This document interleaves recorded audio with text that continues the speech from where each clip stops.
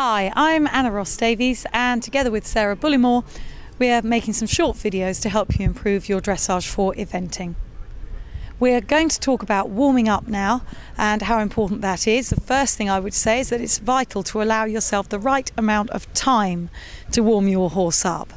This can be practiced at home. You need to have time, how long it takes you and your horse to reach your most relaxed state to make an optimum performance. Or perhaps, if your horse is a little on the relaxed side, how long it takes you to create enough energy for optimum performance. When you first get to a competition, it's important to give yourself time to let the horse have a look around the showground and soak up the atmosphere. Sarah has already walked this horse around this arena, so he's had a look at everything and hopefully he's ready to work. And we're just going to show you some of the basic movements that we would do to make sure this horse is attentive and ready to go. So Sarah's riding Rev de Rouet today, who is a 6-year-old horse who's been very successful in young event horse classes. First of all, Sarah's just going to let him walk on a long rein. So just let the neck stretch out, Sarah, and down, and keep him a little bit forward in front of your leg. Just remember to use the walk to get the horse attentive. That's really important.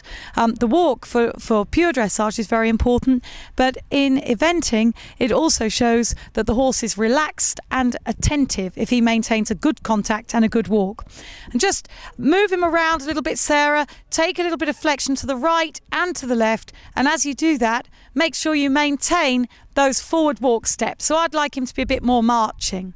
I think it's important that the horses learn that they can look at things, but not to gawp from the beginning, and that they don't see the walk as a rest. So you can use some basic flexing exercises, little bit to the left. You can push the horse on a little bit and bring him back a bit, just to give him that, before we start trotting, to give him those attentive thoughts.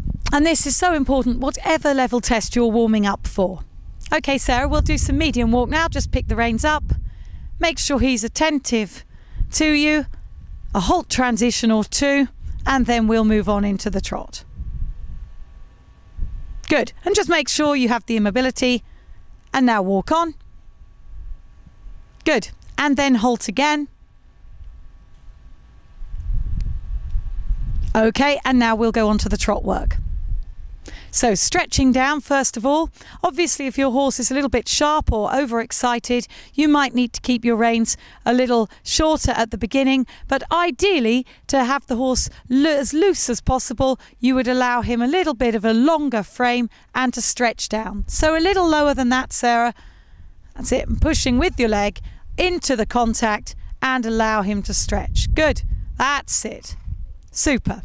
And we would do that on both reins and for about 5 minutes. And now Sarah's done that stretching work, we're ready to go on with the transitions. The transitions are vital in the warm-up to get the horse listening on the aids and the hind legs coming under and more engaged. So Sarah, we'll make some trot, walk, trot transitions with only short periods of walk.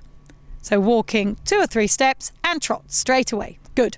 Because this exercise is to make the horse more on the aids, not to practice walking.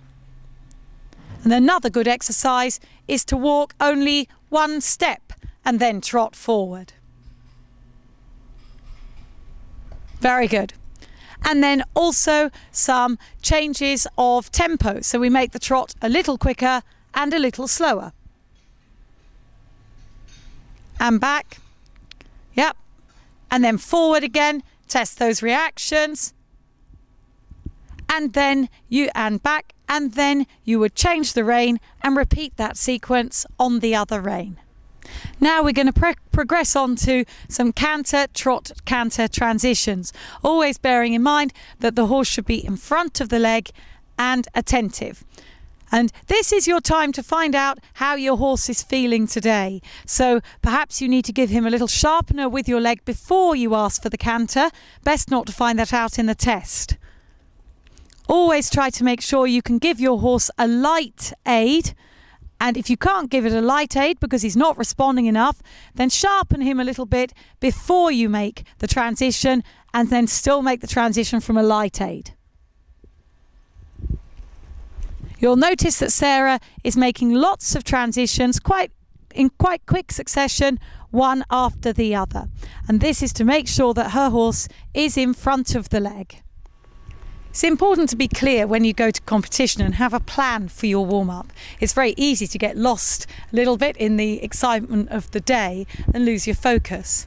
I would say number one for warming up, remember your stretching. Check your horses on the aids that you can bend left and right, and you can go and stop when you want to.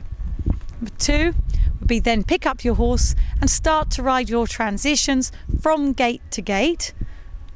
And for number three, then ride your transitions from within the pace. So, for example, working trot to medium trot. One of my don'ts would definitely be not to keep endlessly practicing movements from the test that you find the most difficult. The best way to get your horse into a good frame of mind to do the test is to concentrate on getting him attentive and focused on the aids. That is how you will create your best performance. The movements we've shown you today and the warm-up that we've suggested would be appropriate for BE 90, 100 and novice level.